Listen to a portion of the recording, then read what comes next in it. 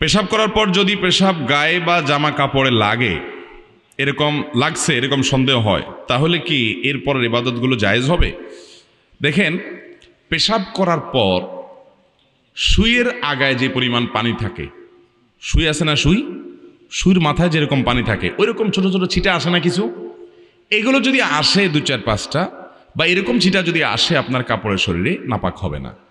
এটার কারণে নাপাক, এটার কারণে অহেতুক পেরেশান হবে না। তবে এগুলোর যেন না আসে তার জন্য সতর্ক থাকতে হবে, কারণ ফাইন্না আম্মাতা আযাবিল কবরি মিনহু, নবী সাল্লাল্লাহু আলাইহি ওয়াসাল্লাম বলেছেন ইস্তানজিহু মিনাল বাউল, পেশাব থেকে তোমরা বেঁচে থাকবা, সতর্ক থাকবা, কারণ বেশিরভাগ কবরের আযাব পেশাব থেকে অসতর্ক থাকার কারণে এবং চগলখুরি একজনের কাছে আরেকজনের কাছে লাগানোর জন্য, সবার কাছে যায় ভালো থাকে পিছনে বদনাম করে, এই চরিত্রের কারণে আর এই পেশাব থেকে অপবিত্র থাকার কারণে বেশিরভাগ কবরের আযাব হয়। এই জন্য পেশাবের ফোঁটা থেকে বাঁচে থাকার চেষ্টা করবেন।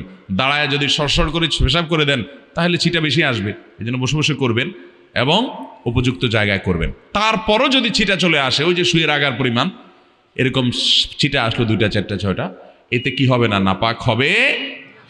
সতর্ক স্বরূপ পায়ে আসছে, পাও ধুয়ে ফেললেন, শেষ। আর কাপড় লাগলে কাপড় নাপাক হবে না এত অল্প পেশাব লাগলে, কারণ এটা থেকে একেবারে এইরকম সুতা পরিমাণ সুই পরিমাণও লাগবে না, এটা থেকে বাঁচা সম্ভব না, যার কারণে এটুকু মাফ। শুধু সেটা নয়, অনেক সময় দেখবেন টয়লেটে বসলে মাছি আসে, মাছি যে একবার ওই নাপাক জায়গায় বসে আবার আপনার শরীরে এসে বসে, এর কারণে শরীর বা কাপড় নাপাক হবে, কারণ ওই মাছির গায়ে বা তার পায়ে এত কম নাপাক লাগে যে ওইটা কোনো কাউন্ট করে গণনা করা কঠিন, যার কারণে সেটা মাফ, এটা লাগলে অসুবিধা হবে না।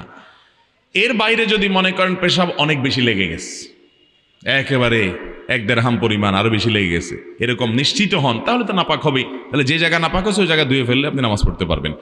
আবার অনেকের আছে লাগে নাই কিন্তু তার সন্দেহ হয়েছে, যেমন প্রশ্ন যিনি করছেন উনি, অনেকের আছে এটাকে বলা হয় সূচিবায়ুর রোগী, আছে না, এ রোগ যে লাগছে মনে হয়, এই মনে হয় দিয়া নাপাক হবে না, এই মনে হয় কোনো বেল নাই, এটার পাত্তা দেওয়া যাবে না।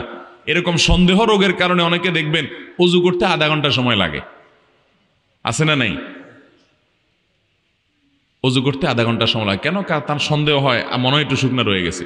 হাদিসে আসছে 3 বার ধুইতে, সে 30 বার ধোয়ার পরও তার সন্দেহ থাকে আরো, এটা সন্দেহের রোগী, এই সন্দেহকে পাত্তা দেওয়া যাবে।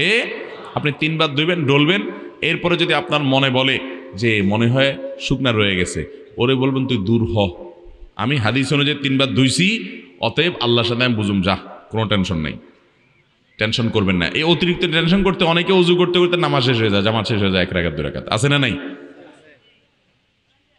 মুখে নিয়ত, এটা তো পড়া কোনো নির্দেশ করা না দিছে নাই।